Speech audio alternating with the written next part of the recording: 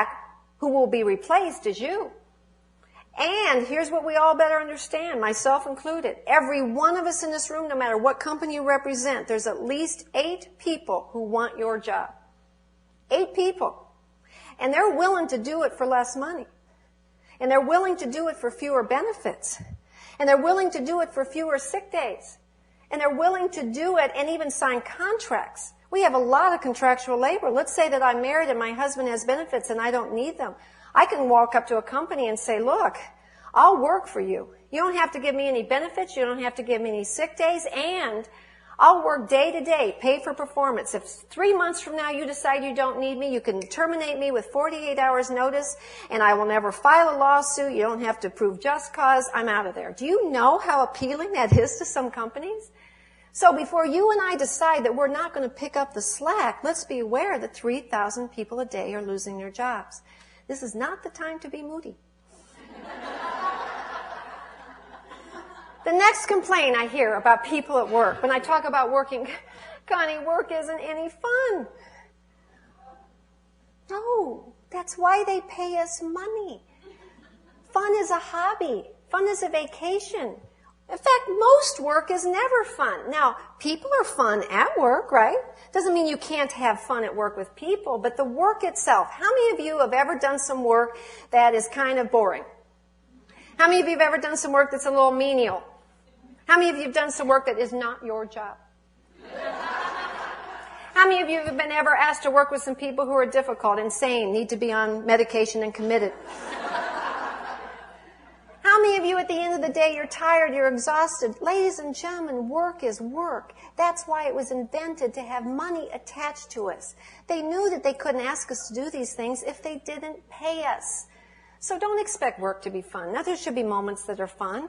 We can make it enjoyable, but work itself is a job. So ladies and gentlemen, if I were to bring you in tomorrow and ask you this, please demonstrate and explain to me how vital you are to this company.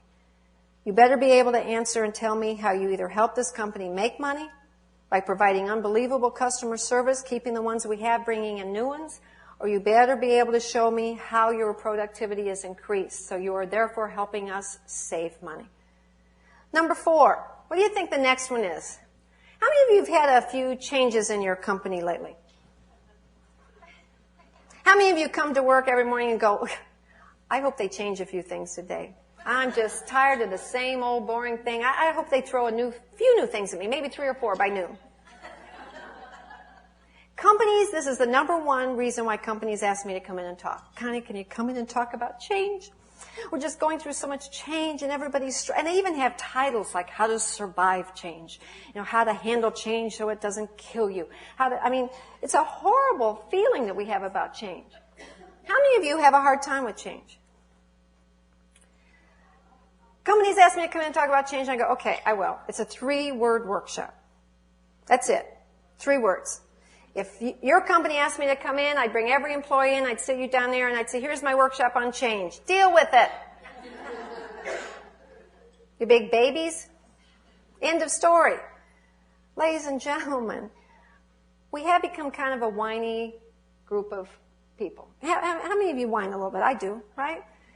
Let's talk about, and people will talk about, I've heard people give their workshops on change, it's very scary, and people will tell me, Connie, I'm just afraid. No, we're not talking about fear. Most of the problems with change is not about fear. You know what it is? It's work. It's going to be more work, right? Isn't this the bottom line? It's going to cause you more work. Most of the reason why we don't like change is because it's more work. That's it. And it's uncomfortable. And it's uncomfortable because we've never done it before. The second thing employees say is, Connie, I don't like change because I feel so stupid. I feel inadequate. How many of you have ever experienced that? So they resist it. Well, let me give you the bottom line. If someone implements a change and you start right out going along with it, you're surrounded with everybody else who feels dumb at the same time. You all feel dumb. You're looking at each other, you're making mistakes, you're laughing, you're helping each other. But if you decide to resist the change, and everyone else is doing it, and they get over feeling foolish, and they get used to it and comfortable, and then you try to catch up, you're feeling stupid all by yourself. You might as well get on board. And companies aren't really asking you to love the change. They're just asking you to give it a chance.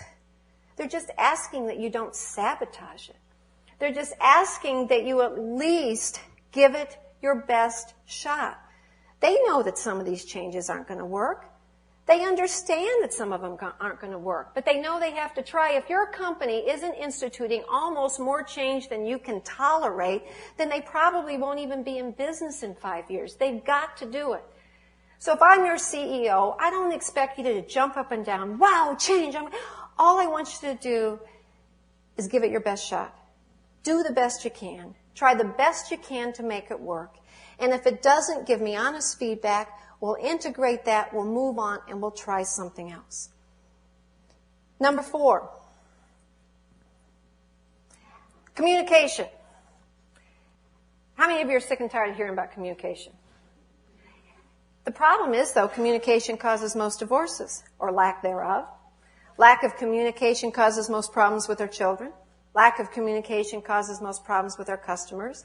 Lack of communication causes most problems between departments within a company and between bosses and employers and their employees. So we got to talk about it. And here's what's interesting about communication. You talk about choices. Ladies and gentlemen, every single time you and I leave our house, we have 4 choices of how to communicate. We have 4, every time you open your mouth, every time you give someone a look, every time you give a nonverbal or a verbal clue, you have 4 choices. Only one is playing fair. The other 3 are cheating. So let's talk about how often we cheat at communication. How many of you in here have ever given anyone the silent treatment? That's cheating. How many of you have ever expected someone to read your mind? You don't want to tell them what you want. You expect if they love you, they'll know it. Hands up. Oh, that's cheating. How many of you have ever once, just once, talked behind someone's back? That's cheating. Ladies and gentlemen, how many of you have ever gotten angry or mad? That's cheating. How many of you have ever gotten your feelings hurt and made someone feel bad? All of those are cheating. All of those are choices that you and I made to get our needs met or to communicate without playing fair. Now, I'm going to warn you about something. In the next 10 minutes, your life is going to change. And here's why it's going to change. Some of you in here do not communicate fairly. Some of you are in relationships where communication is not fair. But you haven't had to take responsibility or be accountable for that because you didn't know you weren't playing fair. So you could say, well, that's just me. That's just who I am. From this moment on, you're going to know. From this moment on, there's no playing the victim and not being accountable. From this moment on, you are going to understand that every single time you open your mouth, you have a choice. And you can choose to play the game fair or you can choose to cheat. But you cannot act like you don't understand. So you ready for that? Fair is called assertive. If you decide to play fair, you are deciding to be open, honest, tell people what you need. You don't expect people to read your minds. Now, when you're assertive, you're getting your needs met. But you're not getting them met at someone else's expense. Now, how often are most of us assertive? Did we grow up learning to be assertive? How many of you, when you were at home and your mom or dad told you to do something, and how many of you were encouraged to say, Mom, Dad, can we please explain and talk about the rationale behind that decision? No, generally when you question your parents, you were told what? Because I said so, and I'm your father, and that's final. How many of you in school were encouraged to be assertive? How many of you were encouraged to raise your hand and say to a teacher, can I ask you why we're having that quiz on Friday when you haven't really even covered the chapter yet? No. If you asked a question, often in class, sometimes, a teacher, and I used to do it once in a while myself, you know what, if you had been paying attention, you wouldn't have had to have asked that question. So most of us were raised to not be very open, right? And we do it to our own kids. Think of your own children. How many of you in here are parents? Your child says, Mom, I'm hungry. No, you aren't. You just ate. Mom, I'm tired. No, you aren't. You just got up from your nap. You're fine. Mom, I don't want to go to that party. Oh, yes, you do. You'll have fun. You just run along. What are we doing? We're teaching our children that they don't know what tired means. And they don't know what angry means. And that they really shouldn't trust their gut instinct that they don't want to go to this party. And the sad thing about that is when you and I do that too often, our children lose their instinct. They lose their ability to judge for themselves their feelings. And we don't want that to happen, not in this day and age. So most of us were raised to pretty well keep our mouth quiet, not ask a lot of questions, not make a lot of waves, right? Just do what we were told. And then at 18, we're pushed out into the world. Now we're pushed out and we're supposed to go to school and college and job interviews, and now we're supposed to be able to be very verbal and vocal, get our needs met and tell people how we feel, but we've had 18 years of developing other techniques of communicating. So most of us learned in our earlier years of life how to cheat. Here's the 3 ways to cheat in communication. First is passive. How many of you in here have ever decided just not to deal with something, just to let it go? Okay, that's passive. You and I are passive is when we stand back, we know something isn't the way we want it to be. Perhaps we're even being treated in a way that's not acceptable or appropriate. And yet we make a choice to not confront it, not deal with it. That's passive. Now, there are times to be passive. If you're driving down the highway and someone's honking the horn and they're out trying to run you off, you don't assertively confront them at the rest stop, okay? You just kind of let them go. But there are some people who live their life making mostly passive choices. And I call it just kind of sitting on a bench. They don't even dress up for the game. They just kind of sitting on a bench and they watch the rest of the people play the game of life. Now, what would be the reason and incentive for doing this? Because they're afraid of getting hurt. And they're afraid of having anyone angry, and they're afraid of making anyone mad. But I tell you what, ladies and gentlemen, if you're sitting the game out, people are still going to get hurt. And they're still going to get mad. And you have waived your right to even participate. Because if you choose to sit the game out, then you don't have a right to complain about how it's played. And you don't have a right to give your opinion afterwards. If you are an employee and you are passive, you are tired, exhausted, and overwhelmed. Because you are doing everything for everyone. You are not good at saying, but I already have A and B project, and if I do C, I won't be able to do all 3 of them really well, so you need to help me here. No, you just go, yes, yes, yes. All of you raise your right hand. Here's the passive person's motto. You repeat after me. I'll do it. The saddest thing about people who choose passive is the last thing in the world they want are people to be angry. And what happens is that people end up being angry at them all the time. The next way of cheating is called aggressive. Aggressive is defined as using an emotion to manipulate to get your way. 2 most manipulative emotions in the world are hurt and anger. Think of almost every difficult person you've ever come in contact with. How many of you, let's take hurt. Whiners, how many of you know a whiner? That's not fair. How come she always gets that project? And I had a mother bring her daughter to me. Mrs. Podesta, won't you counsel my daughter Wendy? All she does is whine. Like, no kidding. And under the category of hurt are the sad people. How many of you work with someone that's sad every day? They just come to work and they're sad. How you doing? Fine, better. Here's how they answer. When you ask the question, how are you? Can I tell you something no one wants to know? Okay? You're supposed to just say fine and move on, but not these people. You say to these people, how are you? Better. But I'm so tired. I just don't know how much longer I can keep this pace up.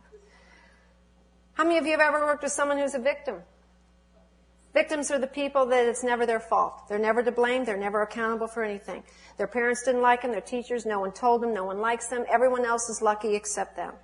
And then we have under the category of hurt, the sick people. I don't mean I don't mean really sick. I mean chronically sick. Every day, my neck hurts, my head hurts, my nose is stuffed up, my back hurts. I just don't, and you want to say to me, no way you don't feel good? Because you're a really nasty human being, okay? But we can't tie those 2 things together. All research shows, ladies and gentlemen, that you and I, our attitude affects our physical health. I heard a physician once say an amazing thing. He said that if you and I do not learn how to express our feelings in an assertive, acceptable manner, they will manifest themselves in our body in one of 3 ways. The cardiovascular system, digestive system, stomach problems, bowel problems, intestinal problems, or our muscles and tissues. Our neck hurts, our head hurts, our back hurts. So ladies and gentlemen, if you and I do not figure out how to express ourselves appropriately, we will pay for it in some way, usually physically. The other manipulative emotion is anger.